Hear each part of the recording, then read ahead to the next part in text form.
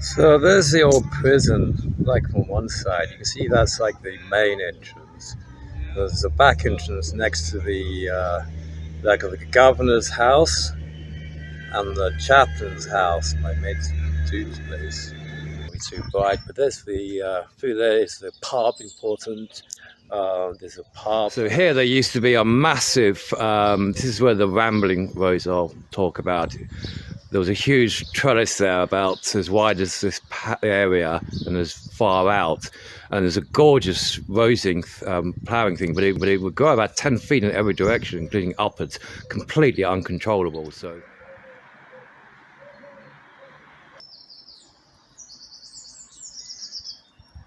This is the steps down. This is some features are ancient, some are moderately old, some are hundreds of years old, and some are very new or redone. Here there used to be a big tree. I forget it's called, a beautiful one. It fell down, it collapsed, everything falls down. But it means the light comes in this corner now. It used to be rubbish, and I've retrained everything. It only took like a few months. Here's what used to be the fern thing, because this guy here, this big rose, his structure went to sort of the level of the top of those pots you see there, and all the way across to this level. So that's like 10, 12 feet. You know, like, well, at least 10 feet by 12. So it was massive. And then it would climb like 2 meters up and like 4 meters. It was growing approximately 5 meters annually minimum. So now it's been taken down. But you can see I need to cut it down to this level here. And make a much smaller, because I want a smaller rose like a hedge. It comes out square. It'll need pruning twice and then just done with the hedge trimmer. And because of the, because it's so flowering, as it were, though you'll be cutting like a flowering mass down all the time, it'll flower constantly.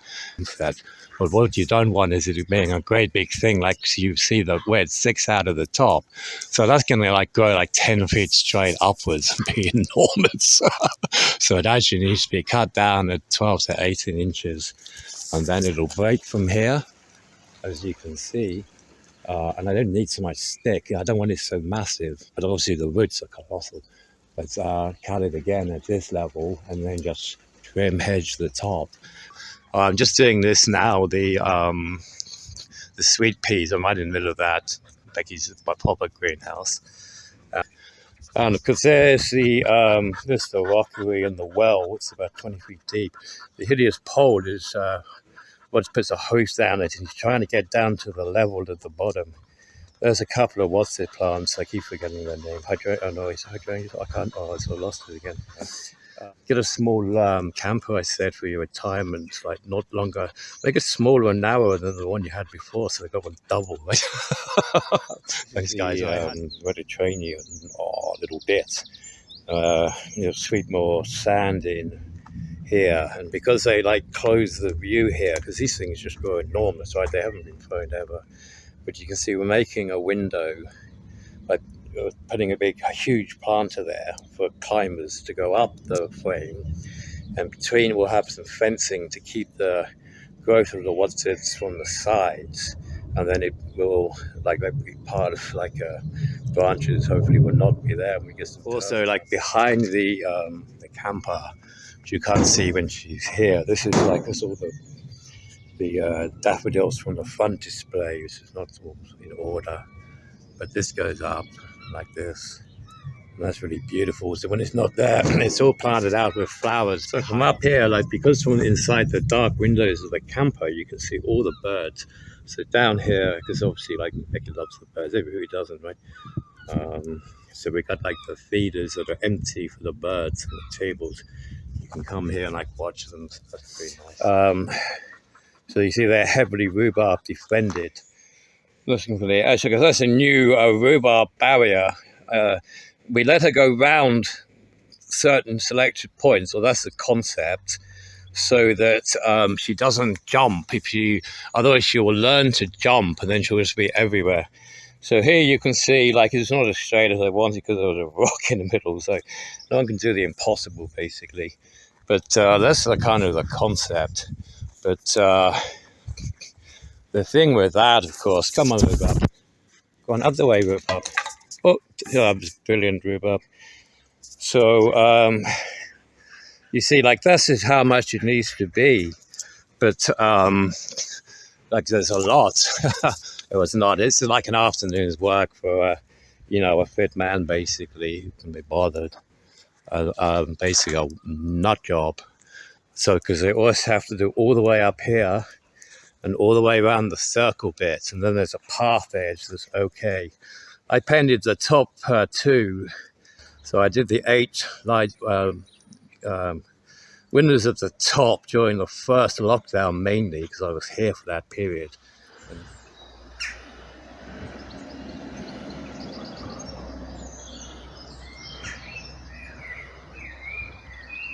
Rhubarb.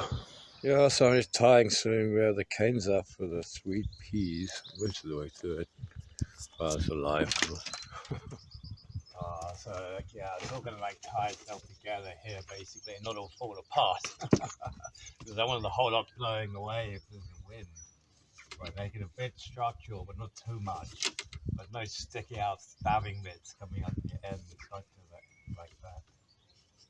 Yeah, he talks a good game, this guy, right? I'm just making it up basically as I go along with a picture inside my mind, same as everything else. Picture within my mind, and then it causes a structure in my mind, like a shape, and that is a picture while the key is open to the shapes of these memories that are relevant. It talks a lot, doesn't it? But anyway, he thinks he's doing it. When I'm on a sailing boat, like every boat, particularly after I came back to sailing when I was in the 30 region, I really don't remember. It must be 30 something, like smallish. I don't remember. Um, but if I'm on the boat, I know exactly every object is that is not designated chaos, i.e. my bed, your bed if you need one. But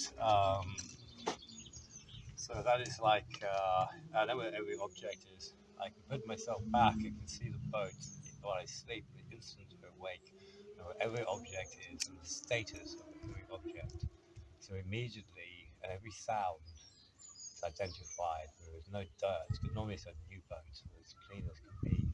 So that you can see any change is instantly visible and be assessed. Any change.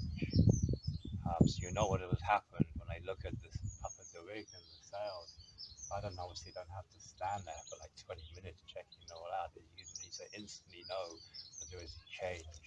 So if there's a chafe somewhere, it's like, yeah, it's a chafe there. I'm going to change that immediately. You see it in the instant. There's nothing to think about because they sail in the sea and the wind and all things around you, the environment, far and near. Rhubarb, I don't know, do you?